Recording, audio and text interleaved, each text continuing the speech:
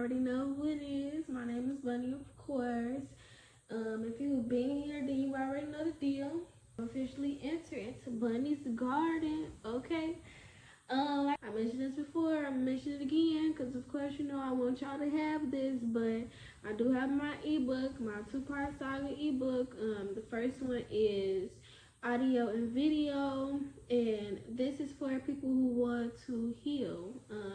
It is titled Healing for the Soul. And I pretty much go into detail as far as the steps that I took to get to where I am now, as far as being mentally, emotionally, and spiritually healthy. Part 2 to the saga is diary form. It is called Dear Diary, Shadow Work, Healing for the Soul. And this is over 50 prompts that allows you to have self-reflect with yourself, ask yourself questions, stimulate your mind, and get your mind to really think back to what it is that you need to heal from. Some things that you may have forgot, some things that you don't even know you need to heal from. And those things really help me, even still and now. I'm not going to say that I'm just all the way together. I'd be lying if I said that, but I'm definitely better than where I've been. And with that being said, this goes into today's topic. If you already read the title, then you already know why you're here. We are learning how to set healthy boundaries for ourselves. And I first want to start by saying the definition of boundaries for me is what you will and what you won't allow, and vice versa, what a person will and won't allow you to do to them or around them or with them. So that being that, a couple differentiations between healthy boundaries and toxic boundaries. One versus would be healthy would be learning and knowing when to say no. A toxic boundary would be always saying yes. I'm gonna go more into detail as far as that, but knowing when to say no, it sounds small, but if you really think about it, sometimes there's a lot of times where it's like, you know, I really don't want to do that. I really don't feel like it. I really don't want to do you no favor, but you do it anyway. That is unhealthy. It's unhealthy for you and to you. Why? Because you don't want to do it, so don't make yourself do it just because you love them, just because you don't want a person to be mad at you, or whatever the case may be. The second differentiation would be, I'm sorry, y'all. I wrote down a couple things because I didn't want to forget anything. Another differentiation would be manning the business that pays. Okay, that's a healthy boundary. And a toxic boundary would be being the folks' business. Okay, so with that one, you feel me? Like it's really self-explanatory.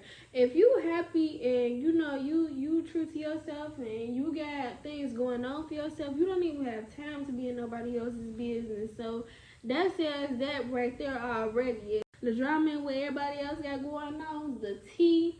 I don't give a damn about nobody else's tea. Nobody should give a damn about my tea. And my tea don't even need to be spilled, okay? I don't even spill my own tea no more.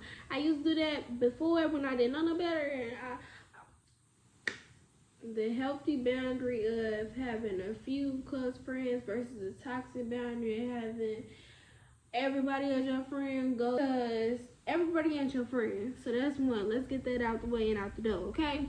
Regardless of a person call you their friend or they pretend like they your friend, they do nice things to make you think that they your friend, but in reality, behind your back, they talking shit about you.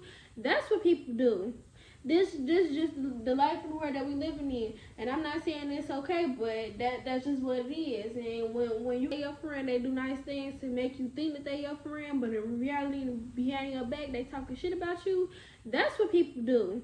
This just the life of the world that we living in, and I'm not saying it's okay, but that's just what it is. And when you get older and when you know better, like getting out of high school, and they said this a lot too, like, you know, oh, when you graduate, you gonna think you got a lot of friends, you gonna start freshman year with a whole bunch of friends, then by the end of the senior year, you only gonna have maybe 10, then by the time you graduate, you only gonna be talking to like 2 of them, and that's the truth. And why this is because over time you're supposed to change. A lot of people don't change. So the people that don't change and the people that do change, they end up eventually parting ways because for me, if you ain't growing in the way that I'm growing upward. Okay, we moving up. Okay, ain't no we going back down. I mean, don't get me wrong. I don't never go down. Okay, I might have a little bump. I might have a little hiccup, but ain't no going down. You not sinking my ship. You go get the fuck off this motherfucker before you sink my ship. Okay, and that's just what that is. And like, yeah, even sometimes it don't even be all that. Like, it don't be giving all that. Like, sometimes, like, it don't even have to be no hard feelings. It's just that I want better for myself. I want better for you too, but you gotta want better for yourself. And until you want better for yourself, then maybe we need to part ways so you can figure it out. Whatever it is that you need to figure out. Now, if you're my friend and you having a moment, I'm gonna be there for you because you're my friend and because I love you and because I want you to see you do better. But you're not gonna my ministry don't love company, so you're not gonna pull me down just because you miss what you go through, what you're going through. When I'm going through shit, I don't put my baggage on other folks. What I do is I let me retract and go out to hermit. Let me go meditate real quick and figure it out and talk to myself and understand what's going on so that you feel me, I can solve this problem so that this problem can solve itself. Anywho, so the next thing I want to get into is the 5 types of boundaries. Number 1 being physical. This includes your personal space, privacy, and body. And with this in mind, like, your boundaries for each relationship can and will be different. So for the physical, for me, the way that I'm able to interpret that is, like, you have your can and will be different. So for the physical, for me, the way that I'm able to interpret that is, like, you have your best friend, and with your best friend, you able to, lay on them, or, they able to see your phone and you see their phone, and it not be a big deal. But if you an associate, like, say you and your best friend, when y'all play, y'all joke, y'all be like, you hit each other because you feel me, like, it is that funny. Like, sometimes it be that funny. But when it's a person like an associate or maybe a coworker, a person you don't know like that, and you hit me a little bit too hard. You feel me? Like, sometimes like, that just be what it is. Like, that's just the, for me, that's the way that I interpreted, the physical boundaries.